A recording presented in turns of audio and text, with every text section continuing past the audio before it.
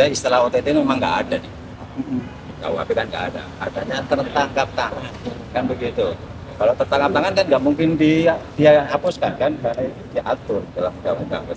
Cuma istilah saja. Enggak, tapi saya sudah konfirmasi ke Pak JT. Pak JT menyatakan di Undang-Undang KPK dan Tipikor tidak ada OTT atau tangkap tangan. Ya, Jadi memang lebih nggak baik disebut, pencegahan. ya nggak disebut di dalam, tapi dalam rangka penindakan, ya kan? Itu di pasal berapa? Di pasal 6 Undang-Undang KPK kan jelas, KPK melakukan penyelidikan, penyidikan, penuntutan, eksekusi. Nah, kegiatan tangkap tangan itu kan bagian dari penindakan, gitu loh. Jadi saya kira nggak akan hilang juga sih. Apalagi kan perangkatnya kan juga ada. Mungkin lebih selektif, bisa kan begitu kan. Jadi apa lagi? Terus udah ya? Pak, KPK kan sering kalah di pra-peradilan terkait Pra peradilan. Ya. pasal 44 Undang KPK. Jadi begini. Benturkan dengan KUHP, Pak. Gimana? Apa? KPK kan sudah 20 tahun lebih ya, 21 tahun kalau nggak salah ini. Dan selama 20 tahun lebih ini kan kita menggunakan ya apa dasar-dasar Undang-Undang KPK pasal 44 itu kan yang dilakukan KPK. Dan ya nggak, selama ini nggak ada persoalan, kan begitu, nggak ada persoalan. Tetapi ketika menyangkut apa pihak-pihak tertentu, hal itu menjadi dipersoalkan. Nah ini artinya apa? Ada ketidakkonsistenan di dalam putusan pengadilan, kan begitu, ya kan?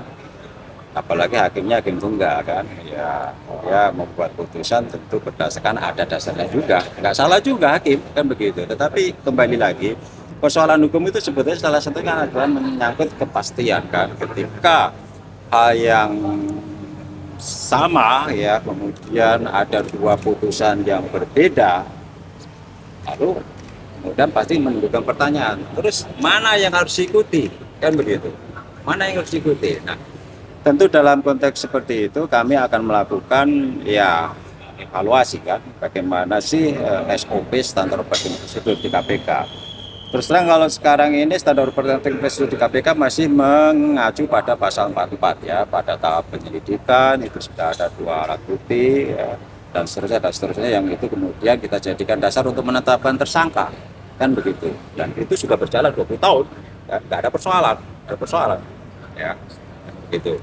Tapi dengan putusan kemarin ya Kalsel dan sebelumnya juga Wamenkumham ya, kami juga sekarang sedikit memodifikasi ya, dan itu sudah kami coba. Misalnya dalam perkara LPII kita menerbitkan sprindik umum, jadi tidak kita tetapkan tersangka kan gitu kan.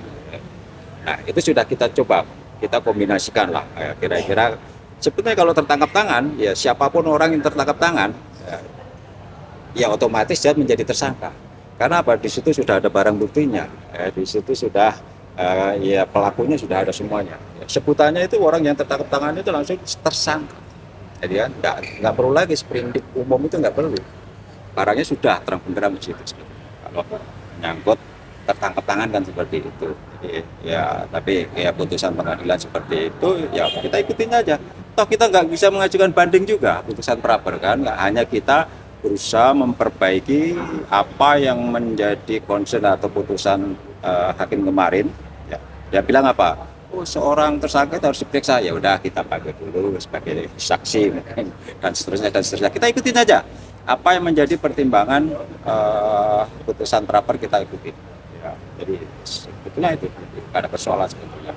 Toh belum dan tidak memasuki substansi perkaranya kan. Substansi perkaranya sendiri sebetulnya nggak hilang, masih ada. Artinya evaluasi KPK terkait putusan hakim ini lebih mengalah kepada putusan hakim atau gimana Pak, evaluasi yang dilakukan? Ya harus dong, ya kita ikuti kan gimana putusan hakim seperti itu, dan itu putusan hakim itu kan langsung bisa apalagi kan yang di pra-per, putusan pra-per nggak ada upaya hukum kan ya, jadi harus mau nggak mau ya harus kita ikuti gitu kan, kita diskusi apa yang menjadi pertimbangan hakim. Saya penetapan tersangka nggak saya sudah, berarti kan batalkan sprindiknya dan surat penetapan tersangka ya.